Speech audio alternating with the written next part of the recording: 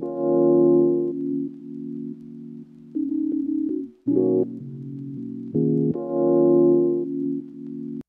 young kid growing up ever dreams of someday becoming a businessman.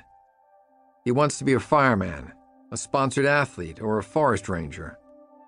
The Koch brothers and Donald Trumps of the business world are heroes to no one except other businessmen with similar values. I wanted to be a fur trapper when I grew up.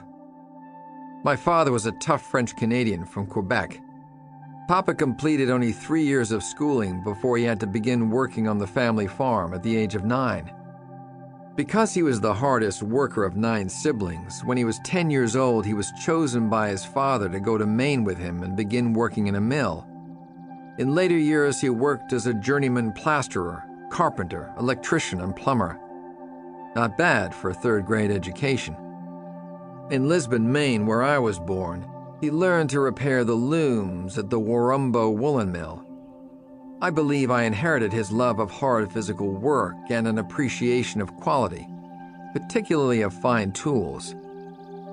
One of the profound memories of my early childhood was seeing him sitting in the kitchen next to the wood-burning stove, drinking a bottle of whiskey, and proceeding to pull out some of his teeth, both good and bad, with his electrician's pliers. He needed dentures, but thought the local dentist was asking too much money for the part of the job he could just as easily do himself. I think I must have learned to climb before I could walk. Father Simard, who lived upstairs in a house we were renting, encouraged me to crawl up the stairs, where I was rewarded with a spoonful of honey. When I was about 6, my brother Gerald took me out fishing and sneaked a 10-inch pickerel onto the end of the line and made believe I caught it. I've been hooked on fishing ever since. Nearly everyone was French-Canadian in Lisbon, and I attended a French-speaking Catholic school until I was 7.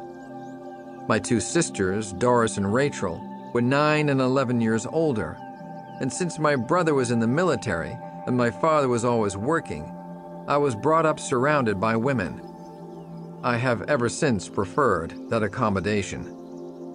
My mother, Yvonne, was the adventurous one in the family, and it was her idea to move the family in 1946 to California, where she hoped the dry climate would be better for my father's asthma. We auctioned off all our possessions, including the hand-built furniture my father had made, and one traumatic day, the 6 of us piled into the family Chrysler and drove west. Somewhere along Route 66, we stopped at an Indian hogan, and my mother took out the preserved corn she had put up for the trip and gave it all to a Hopi woman and her hungry children. That incident was probably my first lesson in philanthropy. When we arrived in Burbank, we stayed with another French-Canadian family, and I was put in a public school. I was the smallest kid in the class. I couldn't speak English, and I constantly had to defend myself because I had a girl's name. So I did what any future entrepreneur probably would have done. I ran away. My parents transferred me to a parochial school where I was able to get more help from the nuns. My report card from that year showed D's in every subject. The language and cultural differences made me a loner, and I spent most of my time off by myself. Before the other kids in my neighborhood were even allowed to cross the street on their own, I was bicycling 7 or 8 miles to reach a lake on a private golf course, where I hid in the willows away from the guards and fished for bluegills and bass. Later on, I discovered the urban wilds of Griffith Park and the Los Angeles River, where I spent every day after school gigging frogs, trapping crawdads, and hunting cottontails with my bow and arrow. In the summer, we swam in a foam-filled swimming hole fed by an outflow pipe from the film developing labs at one of the movie studios. If I ever get cancer, it can probably be traced back to that time. High school was the worst.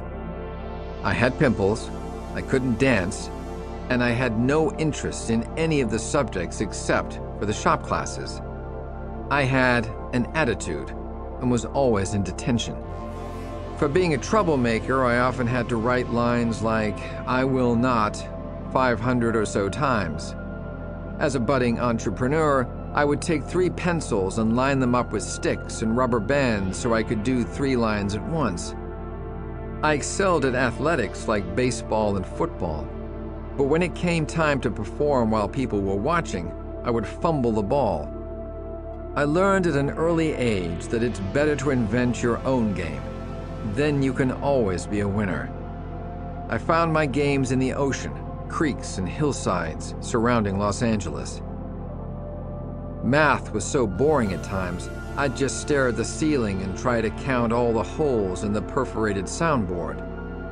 History class was an opportunity for me to practice holding my breath, so that on weekends I could free dive deeper to catch the abundant abalone and lobster off the Malibu coast. In auto shop class, I would lie on the creeper, slide under the car I was working on, and come out only to check out the legs on the cute girl who came to take the role.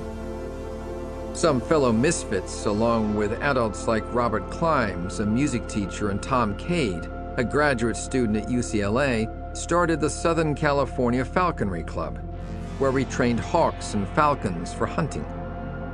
Every weekend in the spring, we went off looking for hawk nests.